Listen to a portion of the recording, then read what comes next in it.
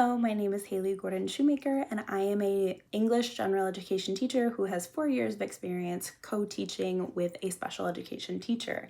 And I'm super excited to share with you my philosophy around teaching when it comes to general education and special education because they can always work hand in hand.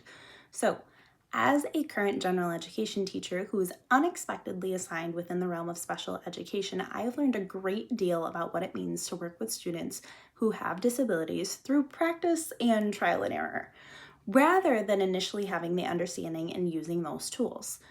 This has allowed me to view my students as capable, confident people in front of me rather than a what if or a statistic in a book, and develop my educational philosophy to a significant extent.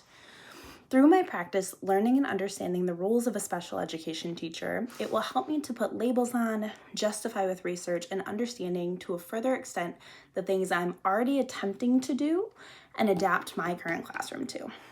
We always talk about how the best way to know if you learn something is being able to explain it to someone else efficiently.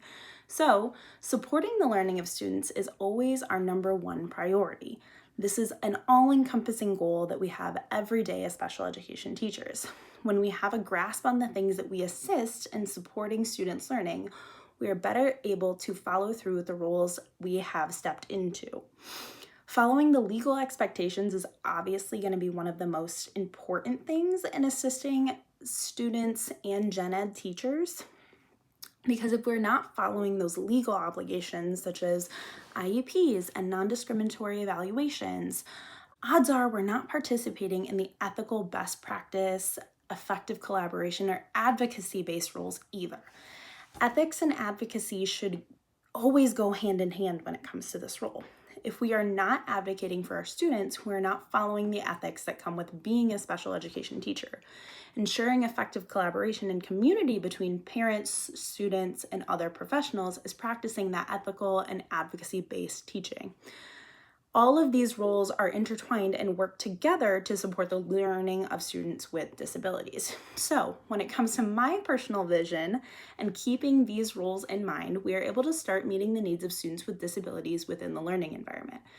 But students are not boxes to check. They are not one size fits all when it comes to what works best for them. Meeting the needs of students goes beyond making sure we are following the law or just advocating for them. In my own experience, in my own classroom, meeting the needs of students works significantly better if they trust the person trying to meet their needs. Building relationships with students beyond what guidelines we need to follow when trying to support them, and it will make it less about what we have to do in order to meet their needs and more of what we get to do in interacting with them as individuals. Building relationships with kids and following a restorative model really allows me to capitalize upon things like establishing those high academic expectations, holding them accountable for their actions, and developing collaborative experiences in their own education. I understand when students with disabilities are facing challenges and displaying struggle with them, it is not me against them or them against me, but it is rather us against the problem we are facing together. Knowing that I am good at building those relationships and maintaining them positively with students, I can create an environment where students do not feel as a number on a list, and I don't feel like I'm just checking off boxes. We are growing and learning together as people.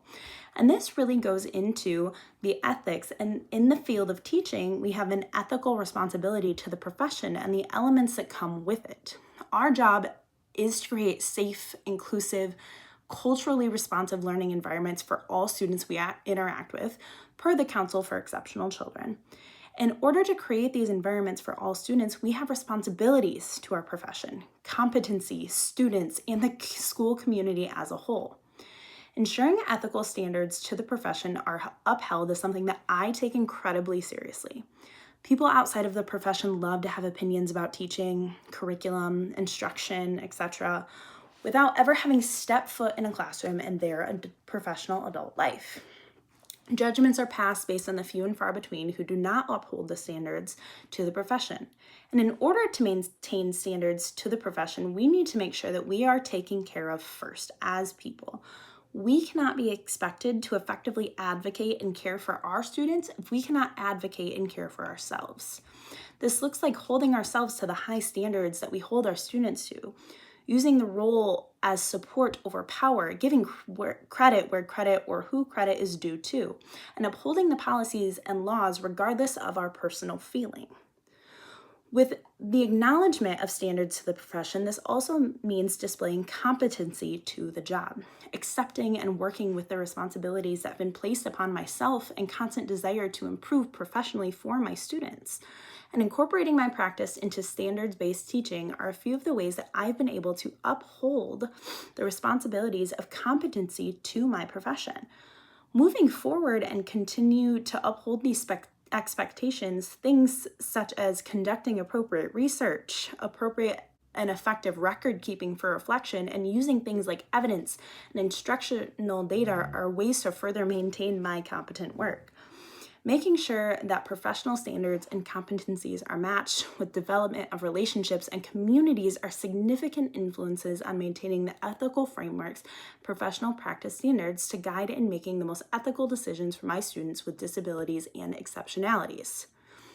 My goal as an educator is to work for the common good of our students and our community, remembering that we are all working together towards a common goal of living in communities that support each other. Remembering that we are all working towards a common goal of living in communities that support each other can assist in establishing how we want students to become prepared for the outside world. Focusing on the whole child assists in the interactions of compassion and care within the school community. Establishing supportive relationships where advocacy for students with disability coincides with the mission to support the people who are vulnerable in our society because of poverty, oppression, and injustice. We are all made different, but can come together through one goal of inclusion of all people. Understanding the logistics behind the roles and responsibilities a special education teacher has are just the beginning of developing lifelong practices. As I continue my co-teaching role on developing a classroom that supports all students, from advanced learners to students with disabilities, I know that I will continue to deepen my understanding of the needs of an inclusive and diverse classroom.